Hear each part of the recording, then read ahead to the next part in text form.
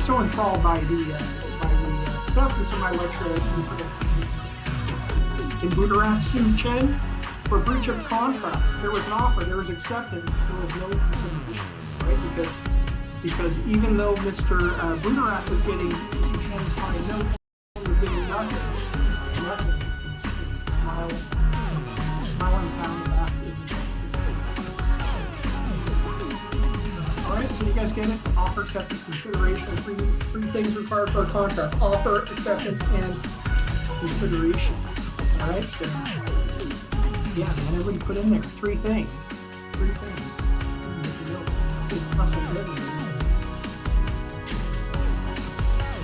Offer.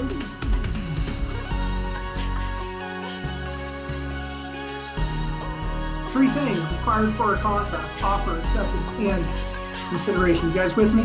We're going to do an example here and a little bit of role playing using Mr. Barbosa and Mr. Barbosa. You guys ready? When does the contract bell ring? So I have sent a private message to Mr. Barbosa and Mr. Burgess to negotiate a contract for a valued baseball player. And I want to give you a heads up. The purpose of this exercise is not to see who's the better negotiator. I've asked these two experts to follow some real specific rules for their negotiation. All right, and they have to follow those rules. So the purpose isn't who's the better negotiator. It's just to stop them and ask you guys, ask the class if there's a contract. All right, so. Let's see here.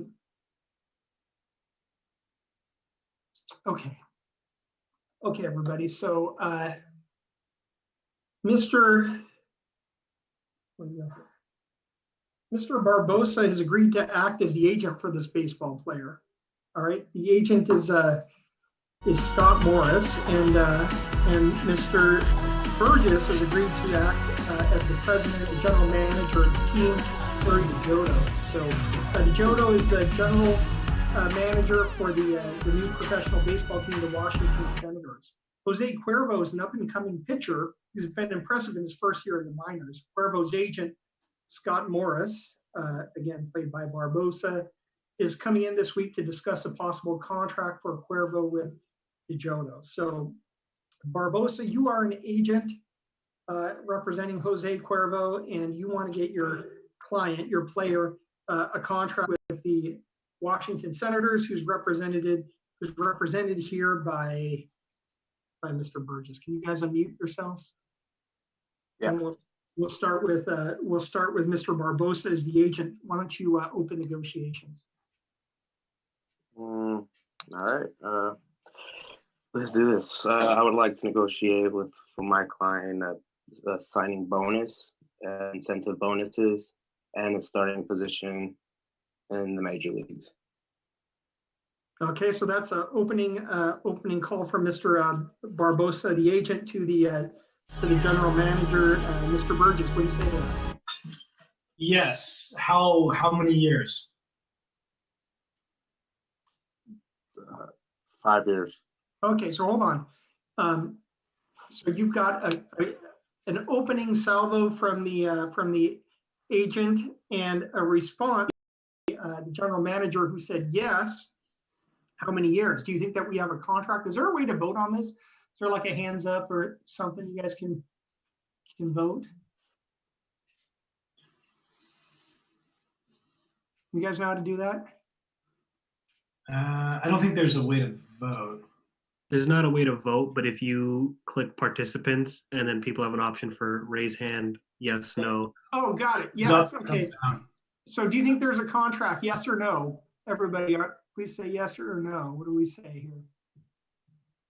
We're just racking up the nose. Guys, you haven't done it. There's no deal. No deal. And that's right. That's right. Because even though there was a yes,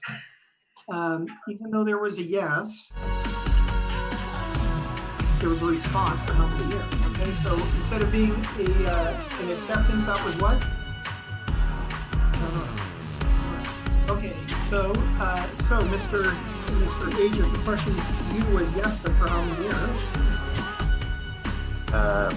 For 5 years. For 5 years. And we have, okay, so now do we have a contract? Do we have a contract, yes or no? No.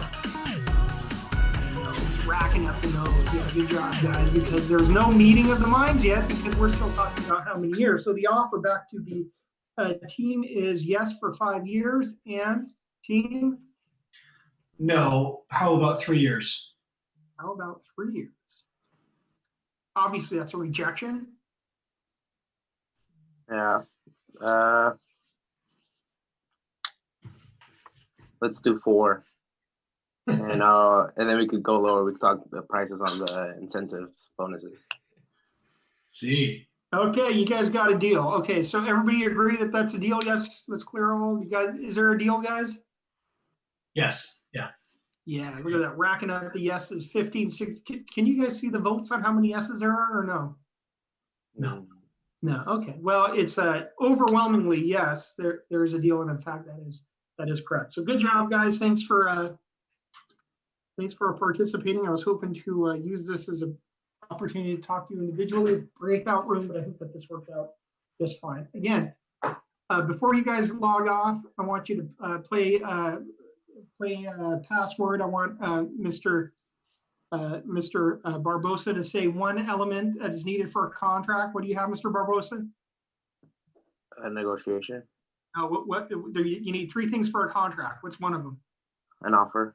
Offer. Okay, Mr. Burgess, what's the second thing? Meeting lines. Or no, consideration. Sorry. Offer, consideration. Okay, Barbosa, what's the third thing? Acceptance. Offer, acceptance, consideration. All right, that's not the normal order, but we'll take it. Offer, acceptance, and consideration. Have I beaten that dead horse enough, class? Yes, it's lying on the floor. The poor horse. Okay. Let's move on.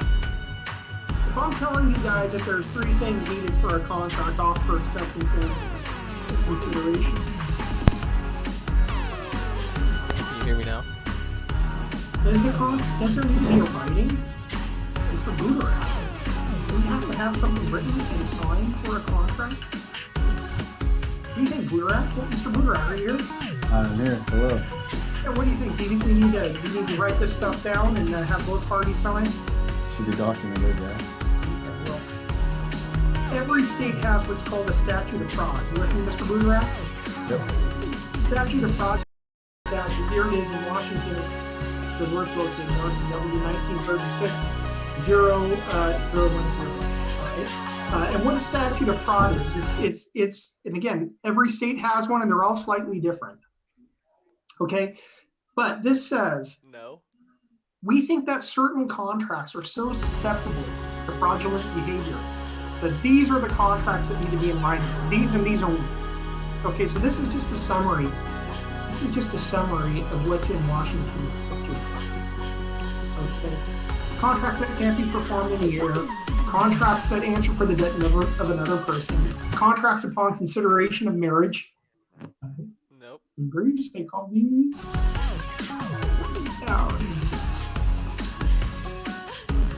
Special promise to answer damages on the estate, employing an agent to sell or purchase real estate, and goods over $500. Okay, Mr. Booterat is still unmuted. I want to ask you now. These are there's more than this in the actual statute, but just for the purpose of this exercise, if the statute of frauds contained only these 6 items, question for you, specifically relevant to CM 423 is this: the construction contracts being made by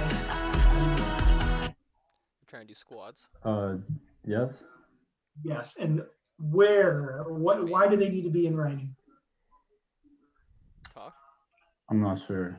Well, look at the list here. If I'm telling you for the purpose of this okay. exercise, Gotcha. In the slides. My headphones. which one? I wasn't looking at the slides. My Oh bad. yeah, look at the slides. Tell me what do we fall under here? Would be an answer to death from another person. That's not what a construction contract is. Oh, goods over $500. So you're saying Bids over. All right, let's poll the class. You with Mr. Boonerak, yes or no? Yes. Yes. No, I mean click yes or no. Everybody's agreeing with you, Mr. Oh, Boonerak. gotcha. Winner, you look at this. You're up to 23, 20. I can't even count, man. Everybody's saying yes, yes, yes. Okay, I'll stop you guys there. Mr. Boonerak is, now you wouldn't know this because I just started this. You know, it's your first class, CM 423, class one. I got to tell you, construction, common law, so judge-made law. Every time it's considered, courts have determined that construction contracts are contracts for primarily for services. Contracting for services is not. So in fact, a construction contract is not a contract for business. Anything else that might apply, Mr. Leader?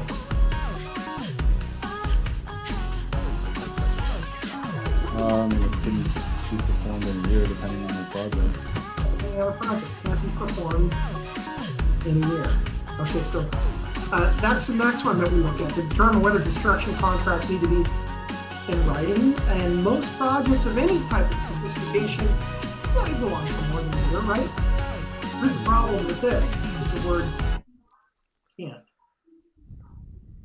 Because theoretically, if we throw enough people at a project, most every project can be done within a year, right? I mean, the United States of America, we get stuff done here, man. We can do it if we, throw enough people and boom. Or maybe if we got rid of all the regulations, right? So in theory, most projects can be completed in a year. The only ones that can't be completed in a year is if the contract specifically says, hey, you need to finish, here are the phases and you can't be done until, more than a year from now. So no, do you see anything else that might apply, Mr. Boonerak? Go with no. So, Mr. Boonerak, ask you a question. Do construction contracts need to be in writing? It depends. That is too advanced for your first law class. You have to have at least 5 law classes. The answer, let's just say, is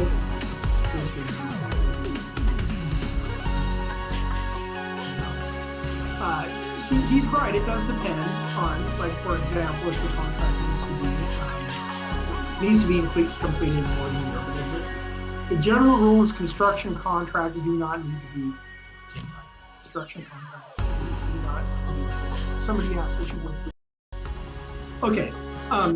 Before I go through the questions, I want to clarify. I want to be very clear where I stand on this. All your construction contracts, I'm looking directly at all your construction contracts should be in writing, but they don't need to be.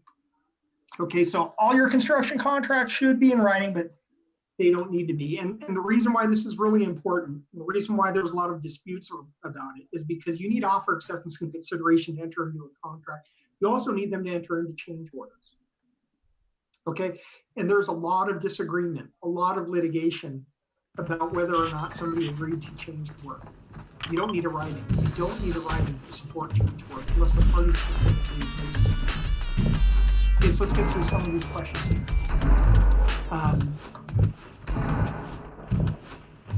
Somebody says I don't see the options to vote. Mr. Boonerak, do you know where the yes/no function is?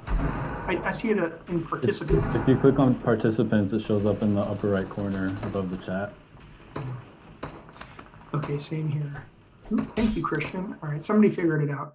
All right, isn't a verbal agreement and a handshake an enforceable lawful agreement? Yes, a verbal agreement is enforceable. That's what I'm getting at. Verbal agreements are legally enforceable, and you don't even need a handshake. You don't need an overt act. You just need, Mr. Baines, you asked the question, what do you need for a contract? What are the 3 things? You're still muted, but I read your lips. Offer acceptance and? Consideration. Construction as a service, not a good? Yeah, construction as a service. Yeah, right. let's keep going. Contract defects. So I gave you the general rule that courts are going to enforce contracts. All right, there are exceptions to all the general rules, and here are the exceptions to the enforceability of contracts. There are certain contracts that courts either won't enforce or void contract and avoidable contract. Void versus voidable. A void contract is a contract that no court will ever enforce. Void time that the parties wish to void. It's called void ab initio, void from the beginning. The other type of contract that won't be enforced is voidable, which means that if the party who is wrong, right, and just the example is that the party who is wrong wants to get out of the contract. Okay, let's talk about it. The first one is fraud. There's two different types of fraud. There's fraud in the inducement and fraud in the execution. Fraud in the inducement is when you lie to somebody in order to get them to sign your contract. Hey, I'm a contractor. If you hire me for your project, I'll get done quicker than anybody else. I'll get done 2 months earlier than your completion date, and I will do it with 0 change orders, and will in fact give you a discount on the contract. So the contractor hires, if the owner hires the contractor and finds out that in fact that contractor never meant that, knew all along that there was going to be change order change. Fraud in the inducement, that contractor used fraud to get the owner to hire. Okay, that's avoidable contract, meaning that the owner has the opportunity to void that contract. It doesn't have to. The owner can continue with that contract. All right, so the owner, for example, could enforce that contract with a contract. All right, now fraud in the execution is when you when you forge someone's name on the signature, and you execute the contract under fraudulent circumstances. Okay, so for example, like I said, you forge someone's signature on the contract. That is fraud in the execution, and it is void. That contract is just not enforceable. Not enforceable by either party. Fraud in the execution is relevant when people forge checks, but gets a lot of play for identity theft, when people steal your identity and forge your name on contracts, or take your credit card and use it. That is fraud in the execution and not misrepresentation is one step below fraud. It's when you leave something out intentionally of the negotiations to get the other party to sign it. Okay, so there isn't necessarily an intent to deceive somebody, but it's just leaving out relevant information. That can be misrepresentation, and that is avoidable contract. It is avoidable. Economic duress, business compulsion is when you use business pressure to get somebody to for example, a subcontractor says, "Okay, owner, you need to sign. I know, owner, you need to have me out now to make your schedule, but I'm not going to mobilize to the job site unless you sign this change order doubling my contract price." That would be an example of economic duress or business compulsion and avoidable contract. Although I do have a nice quote in here that says, "It's wisely been said that contracts made under stress are a daily occurrence, and if such urgency is to affect their validity, no one can safely negotiate with a party who finds himself in difficulty by virtue of financial adversity." That means you don't see this one very much. Mistake. A contract is voidable if both parties make a mistake to a basic assumption upon which that contract is made. In other words, both parties have to be mistaken about the subject of a contract in order for the contract to be voidable. Something important here on this: if one party makes a mistake and the other party doesn't, because one party's mistaken about a fact, that contract's enforceable. And don't try this at home, kids. Don't say, well, I didn't know that that was in my contract, because that would be a unilateral mistake and it would not affect the enforcement of the contract. And now's a good time to bring up the duty to read your contracts. Okay, it is not an excuse. It's not an excuse to say, I didn't know that was in my contract. You are, if you sign a contract or if you enter into a contract, you are assumed to have read and know the substance of that contract. Are you guys following? Read your handwritten signature going obsolete. Adopting signature online, how to get translated.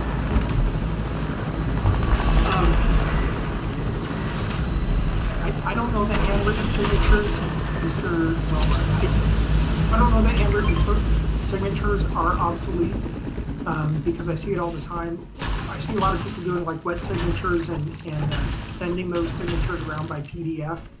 But I also see a lot of DocuSign. And so your question is there a lot of signature fraud? Yeah, there is. And so that's why there's all those protections when you use electronic signature programs like DocuSign. If that's a mistake, unconscionability, usually courts aren't going to pass on the substance of a contract. They're going to say, hey, you agreed to this and we're going to enforce it.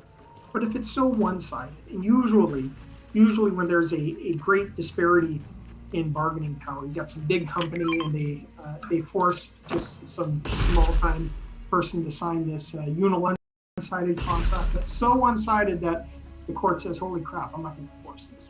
The standard is literally that it has to shock the court's conscience to enforce the contract, right? So that's the judge saying, I can't do this, and then go home and sleep at night, right? But it's really hard to kill someone, and like this guy took his $3,000 and ran off. I haven't watched it yet. Don't give it away. All right, well, this is not a spoiler. Don't worry, man. Yeah, no, not a spoiler. Please don't spoil. Anyways, you can't enforce a contract. Or also, hey, check this out.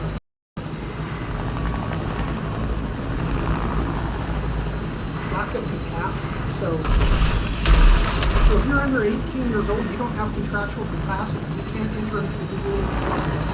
There's this idea of ratification where if you're 17 and you enter into a contract and then perform it even after you turn 18, okay, you have then ratified your contract once you gain capacity. The general rule is that if you are under 18, you lack contractual capacity. Also, if you're insane, mentally ill, or senile, you lack capacity. You can't enter into a contract. Of course, if you cure that situation and then perform on the contract, you've ratified it. So insane, senile, and drunk. Yeah, if you are intoxicated, you can't sign a legally enforceable. You can't enter into a legally enforceable contract unless, of course, in the sober light of day, you perform on the contract. Then you have ratified. So, yeah. So when this class is over, which it will be shortly, you can enjoy one of these. Enter into contracts that are avoidable. All right, thumbs up on that. Hey, Ethan. Yeah. I just had one quick question for you on that. If someone is proven to be an alcoholic and they work under the influence, and I guess when they go to court, like it's able to be proven that they consistently perform their job under the influence of alcohol, will that go away, or is that still going to apply? What's still going to apply? If this person's intoxicated, you enter into a contract. That's what we're talking about. Of course, then we enter with somebody. They lack contractual capacity. Now, again, if they act on that contract when they're sober, or once they're sober, they've ratified it and it becomes enforceable. Thank you.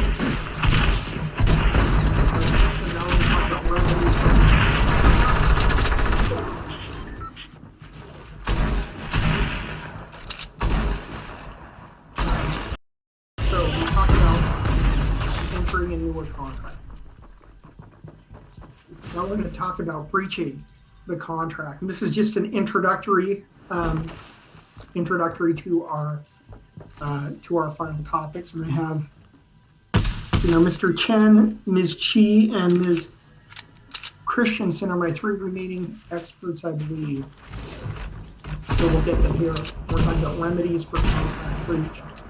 And I'm talking about damages. So if you are on a construction project and the other party fails to perform, you sue them, but what do you get when you sue them? General rule here, and it's best to be possible, appeals damages recoverable for a breach of contract for those which may fairly and reasonably be considered either arising naturally from the breach of contract or of both parties of the public. So in other words, what this says is that the damages that you recover when the other party breaches a contract is what flows naturally, what both parties expected would be the damages. And that is circular, I understand it, so let's get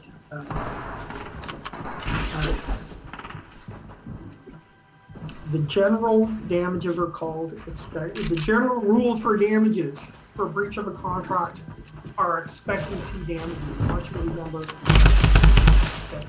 expectancy damages. The goal of expectancy damages are to put the non-breaching party in the same position it would be in had the other party performed. Okay, so you have 2 parties to a contract, one party breaches. The party that didn't breach, you want to put them in the position they would have been in had that other party performed the contract. So let's take an example, Mr. Chen. Can you unmute yourself, Mr. Chen? Yeah. What? All right. Okay. Hi, Mr. Chen. I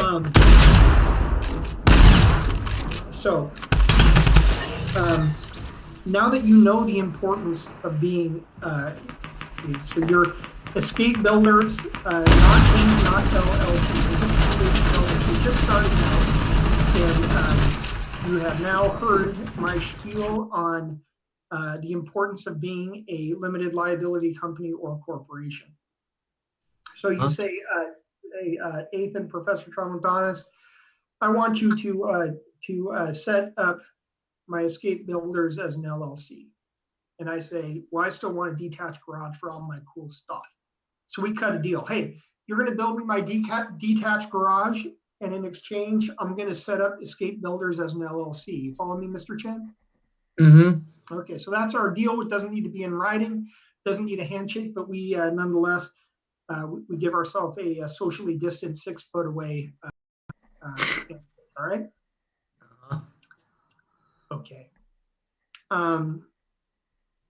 So you go ahead and you build me a sweet detached garage. I move all my stuff in there, and then you say, hey, Professor, set me up as an LLC, and I say, hey, Mr. Chen, why don't you go do something? So you're pissed. You sue me, and you want your expectancy damages. How would you calculate your expectancy damages? How do we put you in the position you would be in had I performed my end of the deal?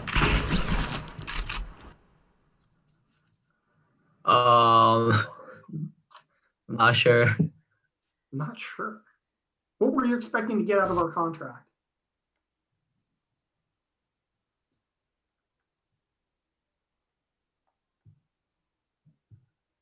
Again, I'll summarize. The contract was you were going to build my detached garage, and I was going to set up your company as a limited liability company.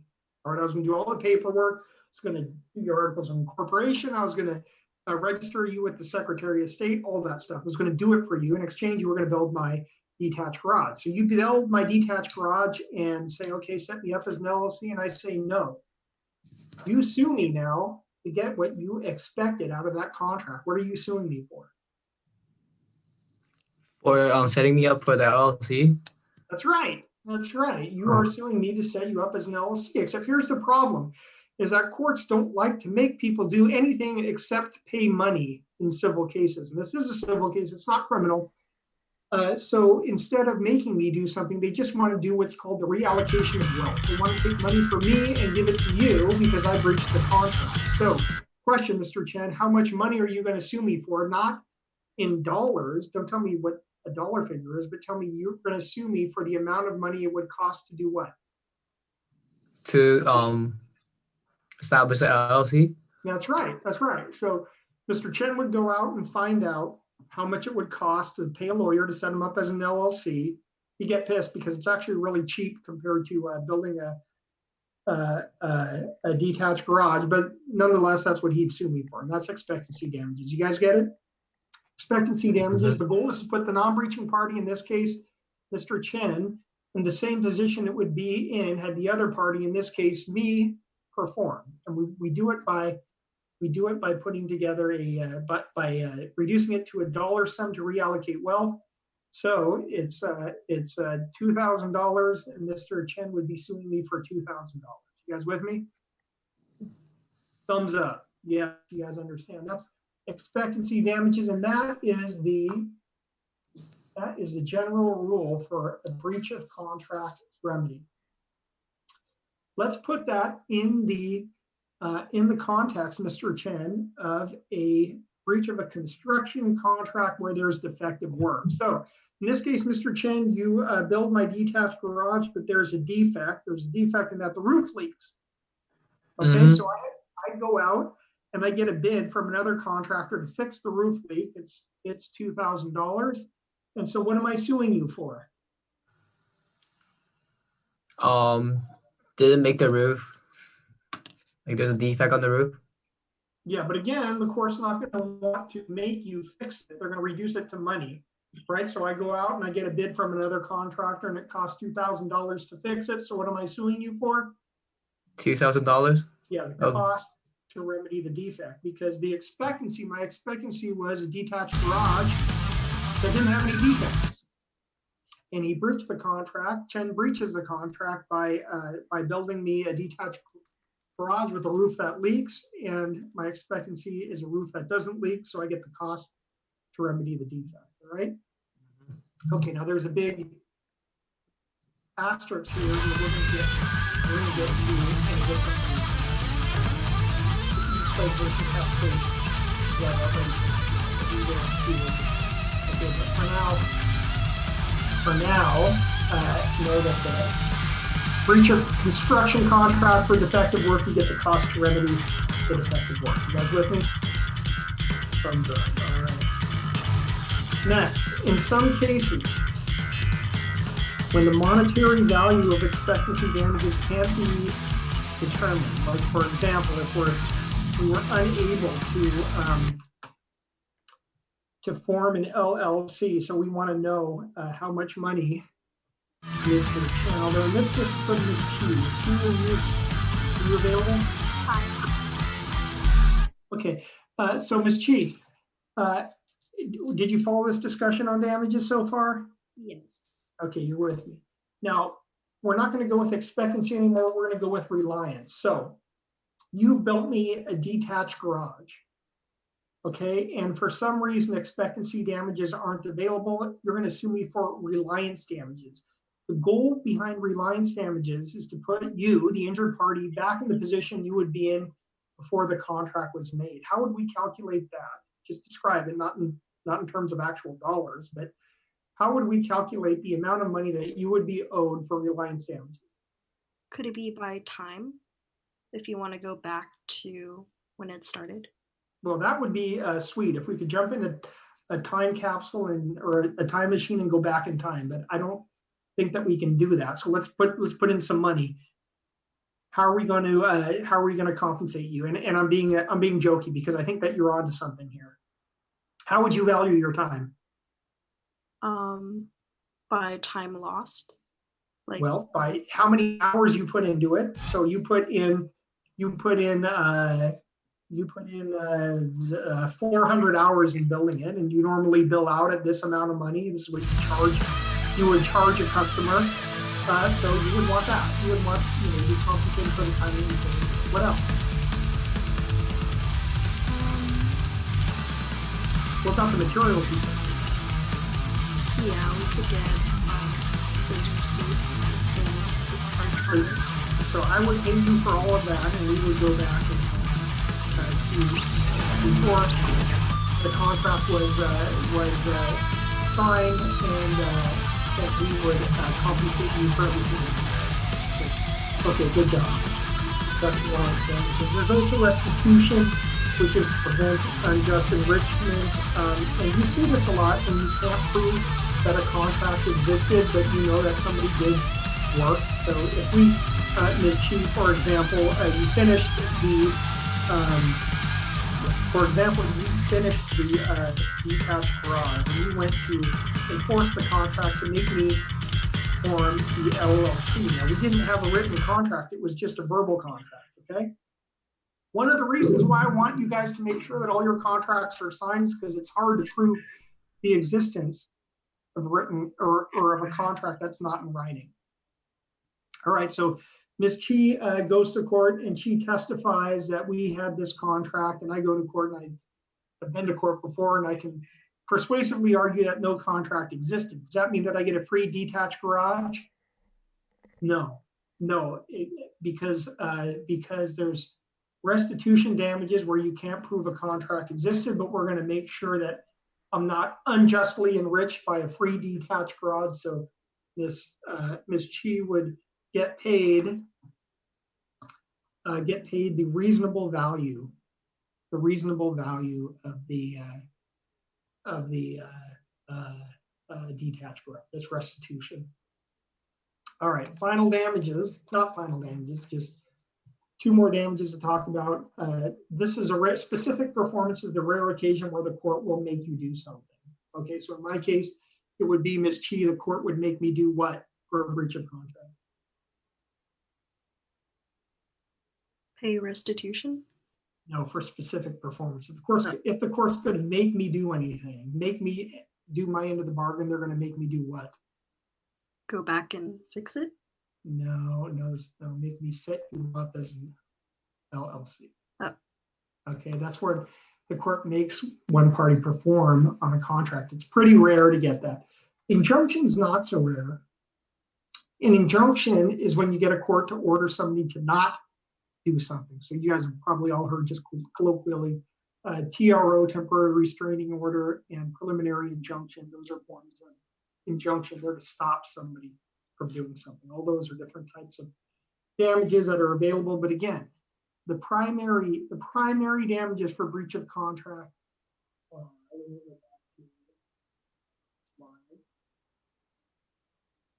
Expectancy. I want you guys to remember that. Okay, that's the primary form of damages for breach of contract is expectancy. Okay, let's move on to something that's not unique to the construction industry, but it's something that we see a lot in the construction industry. You see it more in construction than most other industries, and that's liquidated damages. We all heard about liquidated damages. Do we know what liquidated damages are? Mr. Chen, what are liquidated damages? Do you know?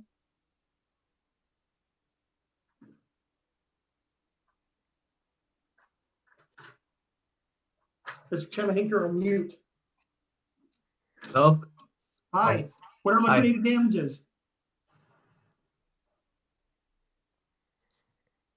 Ms. Chi, what are liquidated damages? No, I have no idea.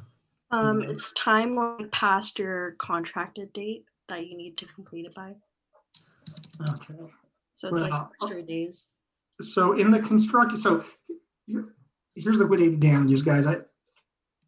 It's an amount that parties agree to, an amount of damages that parties agree to in advance. So in the construction industry, parties agree that if the contractor doesn't deliver the project by the substantial completion date, the contractor is going to pay X amount of dollars for each day beyond the substantial completion date that it completes, that delivers the project, right? Yeah.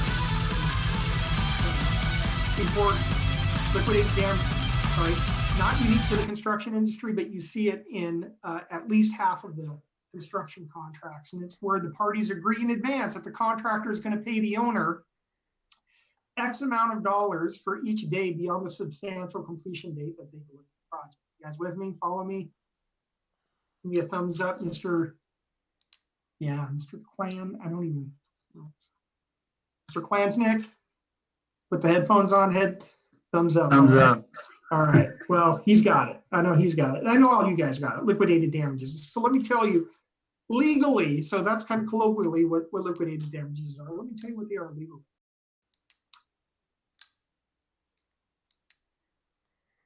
They are a reasonable estimate of compensation for harm caused by a breach. Okay, they're a reasonable forecast, reasonable estimate of what the owner's damages are going to be if the contractor delivers the project late.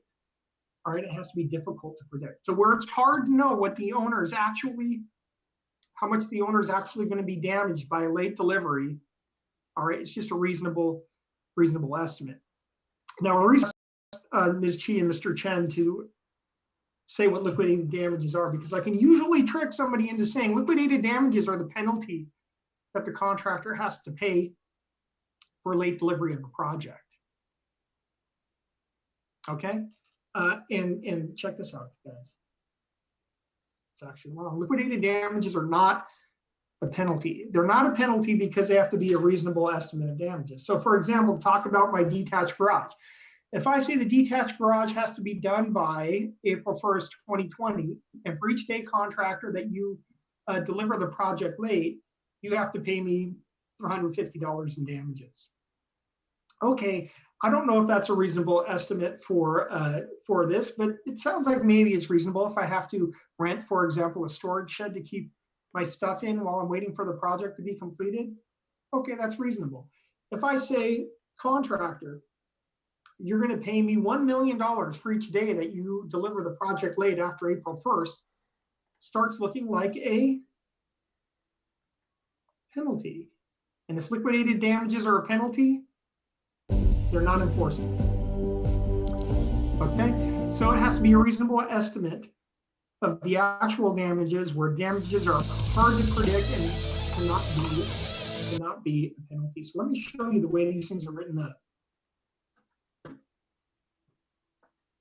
Here are examples of actual real life liquidated damages clauses that you'll see in a contractor or in a contract. It says, the parties agree that such sum is reasonable in light of the anticipated actual harm. The parties also agree that any amount payable by contractors in the district are being liquidated damages, and we're going to say it right out loud, not a penalty. Another example, liquidated damages. Reasonable estimate or approximation of the owner's damages for delay, not a penalty. Some contracts say that a contractor is going to pay a penalty of X amount of damages or X amount of money as liquidated damages. Do you think that's enforceable? Yes or no? No, it's not enforceable. It's not enforceable because it's kind of hard to argue that something's not a penalty if the contract says you're going to pay this as, right? You guys follow? Liquidated damages. I know it's late in the lecture, but I want you to recognize that liquidated damages are not a penalty. Final. I'm going to final stuff here because I saw a question about attorney's fees. And I'm going to give this question to Ms. Christensen. Are you still with us, Ms. Christensen? Yes, I am. Okay, great. Here's the general rule. Your damages do not include attorney's fees. So everybody pays their own attorney's fees. It's called the American rule. Parties bear their own fees and costs. You follow, Ms. Christensen? Yes. All right. Now there are exceptions if there's a statute that says attorney's fees are allowed, or if the contract says that attorney's fees are allowed. And some construction contracts, in fact, most construction contracts say that the prevailing party can collect their attorney's fees from the all right, understand? You with me? Yep, I'm with you. So again, general rule is everybody pays their own attorney's fees unless the contract has attorney fee provision. Now I'm going to ask you the question: who is the substantially prevailing party? Most prevailing party clauses say that the substantially prevailing party is entitled to collect their attorney's fees. So, question. You have a contractor that sues an owner